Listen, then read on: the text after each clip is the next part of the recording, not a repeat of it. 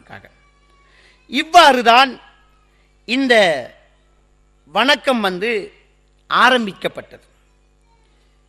இப்படி வணக்கப்பட்ட இந்த விழாவில் காலப்போக்கில் ஒரு மாற்றம் ஏற்பட்டது. அந்த மாற்றம் எவ்வாறு இருந்தது என்று சொன்னால், நிறைய பெண்கள் இங்கே வருகை தருகின்றார்கள். ஒரு வருடத்தில் ஒரு பெண் மட்டும்தான் சிறந்த பெண்ணாக தேர்ந்தெடுக்கப்படுகின்றாள் என்பதிலே ஒரு பரிணாம வளர்ச்சி ஏற்பட்டு அவர்களுடைய மனோ இச்சைகள் இன்னும் வேகமாக முற்பட்டு அவர்களிடத்திலே ஷைத்தான் விளையாடத் தொடங்கினான். வந்திருக்கக்கூடிய கன்னி பெண்கள் எல்லாம் அவர்களுடைய பெயர்களை எழுதி ஒரு சாடிக்குள்ளே துண்டிச்சீட்டாக போட்டு விடுவார்கள். வாலிபர்கள் எல்லாம் வருவார்கள். அந்த சாடியில் இருக்கக்கூடிய ஒரு துண்டிச்சீட்டை இருப்பார்கள். யாருக்கு எந்த பெண்ணுடைய பெயர் வந்து விடுகின்றதோ அந்த பெண் அந்த வாலிபனோடு ஒரு வருடத்துக்கு தற்காலிக மனைவியாக வாழ்வாள். இதில் பிறக்கக்கூடிய குழந்தைகள் மரியாதைக்குரிய குழந்தையாக மதிக்கப்பட்டது. இந்த ஒரு விழா கொண்டாட்டமாக இந்த கொண்டாட்டம் மாறுதல் அடைய தொடங்கியது. பிப்ரவரி 14 நிகழ்ச்சியை நாங்கள் கொண்டாடக்கூடிய இந்த நிகழ்ச்சி எங்கிருந்து உருப்பெற்று எவ்வாறு மாறுதல் அடைந்து எவ்வாறெல்லாம் மாறி வந்து கொண்டிருக்கின்றது என்பதை நாங்கள் பார்க்க வேண்டும். அதற்கு பின்னால் இதை அனாச்சாரங்கள் அதிகரித்து விபச்சார கலாச்சாரமே உருவெடுத்து விட்டது. ஒரு சிலை வணக்கம், ஒரு கடவுளுக்கு செய்யக்கூடிய இந்த பூஜை ஒரு விபச்சார கலாச்சாரமாக மாறியது.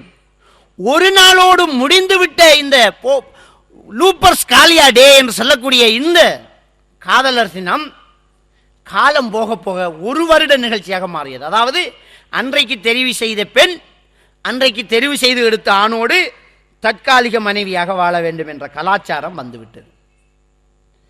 கிறிஸ்தவ மிஷனரிகள் இதை நிறுத்துவதற்காக அரும்பாடுபட்டார்கள். இதை நிறுத்த வேண்டும், இந்த அநியாயத்தை ஒடுக்க வேண்டும் என்பதற்காக கடுமையான முயற்சிகளில் ஈடுபட்டார்கள். இந்த முயற்சியிலே தான் 496ஆம் ஆண்டு கிறிஸ்துவுக்கு பின் 496ஆம் ஆண்டு பொப் கிளாசியஸ் என்று சொல்லக்கூடிய ஒரு ஃபாதர் ஒரு வித்தியாசமான ஒரு முறையை கையாளத் தொடங்கினார். இதை நிறுத்துவதற்காக முயற்சி செய்து அது பயனளிக்கவில்லை. காரணம், வாலிபர்கள் இதிலே சம்பந்தப்பட்டு விட்டார்கள். வாலிபர்களை மீறி கிறிஸ்தவ மிஷனரிகளால் பாதர்மார்களால் ஒன்றுமே சாதிக்க முடியவில்லை. எனவே இந்த பொப் கிளாசியஸ் என்று சொல்லக்கூடியவர் கிறிஸ்துவுக்கு பின் 496 ஒரு ஆக்கபூர்வமான சிந்தனையை முன்வைத்தார். அதுதான் மொத்தமாக நிறுத்துவதென்றால் முடியாத காரியம், நிகழ்ச்சியை மாற்றுவோம் என்ற ஒரு முடிவுக்கு வந்தார்கள். அந்த நிகழ்ச்சி எவ்வாறு மாற்றப்பட்டது என்றால், துறவிகளுடைய பெயர் பெண்களுடைய பெயர்களுக்கு பதிலாக எழுதி சாடியிலே போடப்படும். அதே தினம் அதே கொண்டாட்டம் அன்றைய தினத்திலே இருக்கும். நீங்கள் வருகை தர வேண்டும், சாடியிலே கையை போட வேண்டும். யாருக்கு எந்த துறவியினுடைய பெயர் வருதோ அந்த துறவியினுடைய போதனைகளை பின்பற்றி அவரை பின்பற்றி அவருடைய கட்டளைக்கு கட்டுப்பட்டு அந்த வருடம் முழுக்க ஒழுக்க சீலனாக வாழ வேண்டும் என்ற ஒரு புதுமையான ஒரு திட்டத்தை இந்த பொப் கிளாசியஸ் என்று சொல்லக்கூடிய ஃபாதர் ஏற்படுத்தினார். இந்த துறவிகளைத்தான் வலண்டைன்ஸ் என்று சொல்வார்கள். இந்த துறவிகளைத்தான் வலண்டைன்ஸ் என்று சொல்வார்கள். கிறிஸ்தவ கதைகளில் 50க்கும் மேற்பட்ட வலண்டைன்ஸ்களின் கதைகள் இருக்கிறது. அதிலே 2 வலண்டைன்ஸ் பிரபல்யமான கதை. அதில் ஒருவர் தான் இந்த பொப் கிளாசியஸ் என்று சொல்லக்கூடிய ஃபாதருக்கு ரொம்ப நேசிப்பான விருப்பமான அவர் நேசிக்கக்கூடிய பின்பற்றக்கூடிய ஒரு வலண்டைன்ஸ், ஒரு துறவி. இவ்வாறு இந்த துறவிகளை பற்றி நிறைய கதைகள் இருக்கிறது. 50 துறவிகளை பற்றி அவர்களுடைய வரலாறுகள் பதிவு செய்திருக்கின்றது.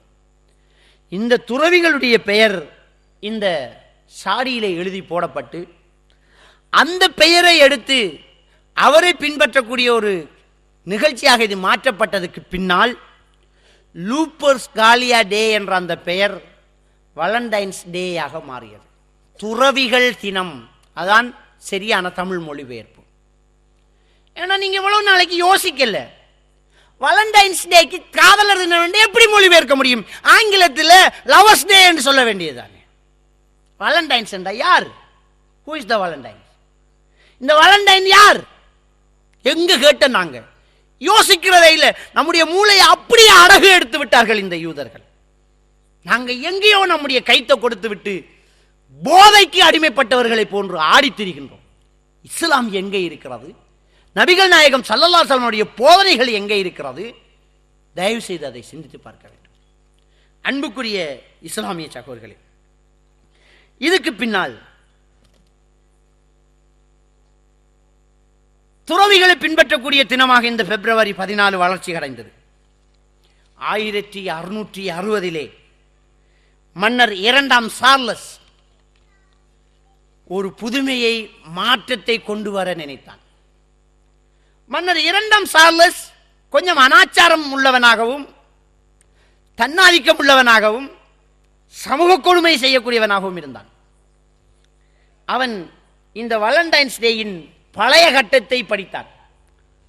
இவ்வளவு சுகமான ஒரு விடயம், இளைஞர்களும் யுவதிகளும் தற்காலிக கணவன் மனைவியாக வாழ்வது, ஆஹா, அழகான அற்புதமான ஒரு நிகழ்ச்சி. அந்த விபச்சாரத்தை அவன் ரசித்தான். உடனடியாக அவன் மீண்டும் இந்த வாலண்டைன்ஸ் டேக்கு அதே பெயரிலே விபச்சார கலாச்சாரத்தை கொண்டு வந்து தன்னுடைய நாட்டிலே அமுல்படுத்தினான். மீண்டும் அது என்ன செய்தது? அனாச்சார கலாச்சாரமாகவே மாறுதல் அடைந்தது. ஷைத்தானுடைய திட்டங்கள் திரும்பவும் பலிக்க தொடங்கியது. இது இவ்வாறு இருக்கக்கூடிய நேரத்திலே 1776ஆம் ஆண்டு பிரான்சில் இந்த நிகழ்ச்சியை கொண்டாடத்தை முதல்ல தடுத்தார்கள். ஏன் தடுக்க வேண்டும்? ஒரு கவர்மெண்ட் ஒரு சட்டத்தை போட்டு ஒரு நிகழ்ச்சியை ஏன் தடுக்க வேண்டும்? ஒரு மத கலாச்சாரத்தை, ஜும்மா ஓதுறதை தடுக்க முடியுமா? முடியாது. அனாச்சாரத்தை தடுக்க முடியும். விபச்சார விடுதிகளை மூட வைக்க முடியும். மதுபானம் உற்பத்தி செய்யக்கூடிய, கள்ளு காய்ச்சக்கூடிய இடத்தை கைது செய்ய முடியும். பிரான்சில் 1776ஆம் ஆண்டு இந்த நிகழ்ச்சிக்கு தடை விதிக்கப்பட்டது. கவர்மெண்ட் தடை விதிச்சது. இந்த நிகழ்ச்சியை பிப்ரவரி 14 கொண்டாடக்கூடியவர்கள் எல்லாம் விரட்டி விரட்டி சிறைப்பிடிக்கப்பட்டார்கள், தண்டிக்கப்பட்டார்கள். ஒரு சூதாட்டு களம் போல் இந்த களங்கள் மறைந்து மறைந்து செய்யப்படக்கூடியதாக ஆகியது. அதே ஆண்டிலே இத்தாலி, ஆஸ்திரியா, ஹங்கரி, ஜெர்மன் போன்ற நாடுகளில்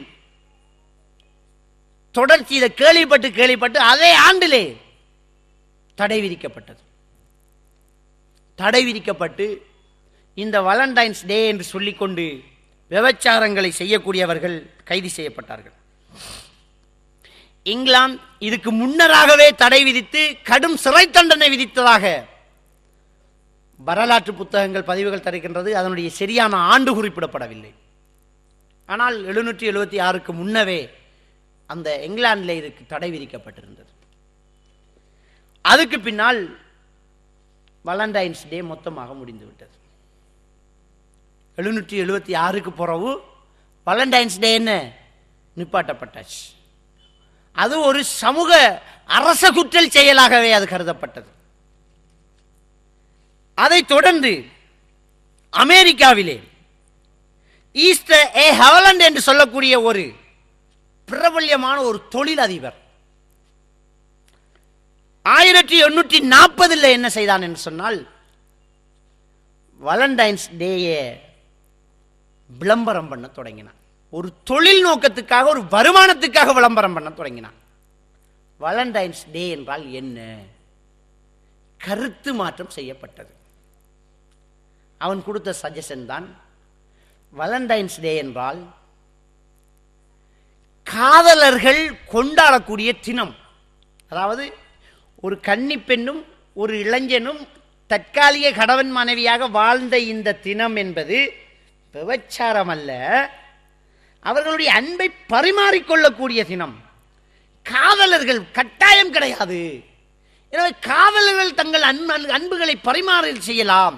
இப்படி இந்த எஸ்டர் ஹவலண்ட் என்று சொல்லக்கூடிய அமெரிக்கன் விளம்பரங்கள் செய்தான். விளம்பரத்துக்கு நிறையவே செலவுகள் செய்தான். செலவு செய்து அந்த பிப்ரவரி 14 வரும்போது அவன் வாழ்த்து அட்டைகளையும் பரிசு பொருட்களையும் வீதிக்கு இறக்கி வாழ்த்து சொல்லுங்கள் என்று இந்த காதலர் தினத்தை ஆரம்பித்து வைத்தார். அதே ஆண்டிலே 1850 ஆண்டிலே அவனுடைய செலவு, விளம்பர செலவுகள் போக, முதலீடு போக 50,000 அமெரிக்க டாலரை அவன் லாபமாக பெற்றான். முதல் தடவையிலேயே 1776 ஆண்டு நிறுத்தப்பட்ட இந்த காதலர் தினம், அதாவது விபச்சார தினம், 1840 விபச்சாரம் வேண்டாம், அன்பளிப்புகளும் அரவணைப்புகளும் இருக்கட்டும் என்று வியாபார நோக்கத்துக்காக அமெரிக்காவிலே ஆரம்பிக்கும் செய்யப்பட்டது. இதை எதிர்ப்பதற்கு அன்றைய அரசாங்கத்துக்கு ஹியூமன் ரைட்ஸ், மனித உரிமைகள் தடை விதிக்க தொடங்கியது. இங்கு எந்த ஒரு விபச்சாரமும் நடக்கவில்லை. மனிதனுடைய உரிமைகள் பாதுகாக்கப்பட வேண்டும். அவனுக்கு உரிமை உண்டு, அவன் விரும்பக்கூடிய ஒரு பெண்ணுக்கு சாக்லேட் கொடுக்கிறதுக்கு என்று இந்த ஹியூமன் ரைட்ஸ் அந்த அரச சட்டத்தில் கை வைத்தது.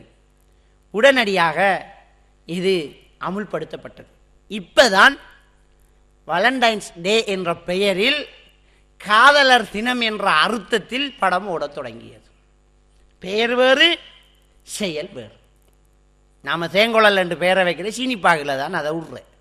தேங்கொழலில் தேனாவடியும், பெட்ரோல் மெச்சில் பெட்ரோலாக இருக்கும். பெட்ரோல் மெச்சி தான் பேர், லாம்பனை தான் ஊற்றுது. தேங்கோழல் தான் பேர், சீனிப்பாகத்தான் கரைக்கிறேன். ஆனை வாழைப்பழத்துக்கு ஆனை இருக்காது, கோழி வாழைப்பழத்துக்கு கோழி இருக்காது. இறைச்சி ரொட்டி தான் பேர், வெறும் இறைச்சி இருக்காது, மரக்கறி தான் இருக்கும். இப்படி பெயர் வேற செயல் வேற வந்தது. வாலண்டைன்ஸ் டே என்றால் துறவிகளை கொண்டாடும் தினம், கிறிஸ்தவ துறவிகள். சுபஹானல்லாஹ்.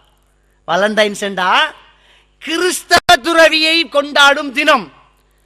நான் தான் கிறிஸ்தவன், நீ கொண்டாடண்டு உர்றான் கடிதத்தையும் SMS-ஐயும் பாட்டும் சுபஹானல்லாஹ். அப்படி இந்த வியாபார நோக்கத்தோடு இது மாற்றம் அடைந்தது. அதை தொடர்ந்துதான் பல நிறுவனங்கள் உருவாக தொடங்கியது. இதுக்கென்றே பல நிறுவனங்கள்,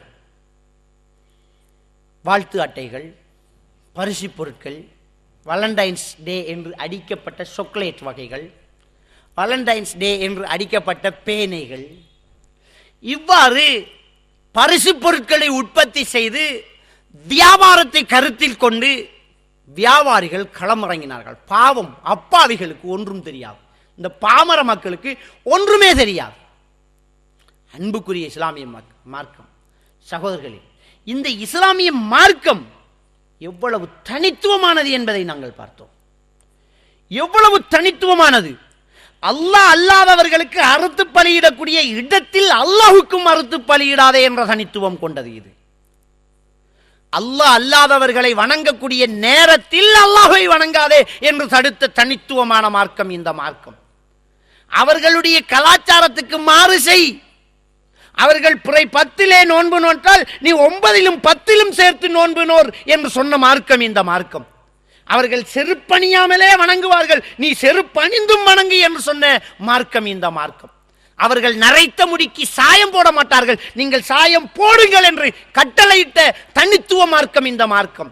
அவர்கள் மாதவிலக்குள்ள பெண்களை, மனைவிகளை தூரப்படுத்துவார்கள், ஒதுக்கி ஓரங்கட்டுவார்கள், வேறு வீட்டில் வைப்பார்கள். நீங்கள் உங்கள் மனைவியோடு சந்தோஷமாக இருக்கலாம், உடல் உறவை தவிர என்று தனித்து விளங்கிய மார்க்கம் இந்த இஸ்லாமிய மார்க்கம். எந்த சந்தர்ப்பத்திலும் யூத கிறிஸ்தவர்களை உங்கள் நேசகர்களாக எடுத்துக்கொள்ள வேண்டாம் என்று அவர்களை விற்றும் விலகி வேறாகி இருங்கள் என்று சொன்ன தனித்துவமான மார்க்கம் இந்த இஸ்லாமிய மார்க்கம். நபிகள் நாயகம் ஸல்லல்லாஹு அலைஹி வஸல்லம் அவர்களை உயிரை விட மேலாக மதியுங்கள் என்று சொன்ன தனித்துவமான மார்க்கம் இந்த இஸ்லாமிய மார்க்கம். இந்த இஸ்லாமிய மார்க்கத்துக்கு என்ற ஒரு யூனிஃபார்ம் இருக்கிறது. இந்த இஸ்லாமிய மார்க்கத்துக்கென்ற ஒரு கலை கலாச்சாரம் இருக்கின்றது, ஒரு தனித்துவம் இருக்கிறது. இதுக்கென்ற ஒரு சடங்கு சம்பிரதாயம் இருக்கிறது. அந்த சம்பிரதாயத்தை பேணச் சொன்ன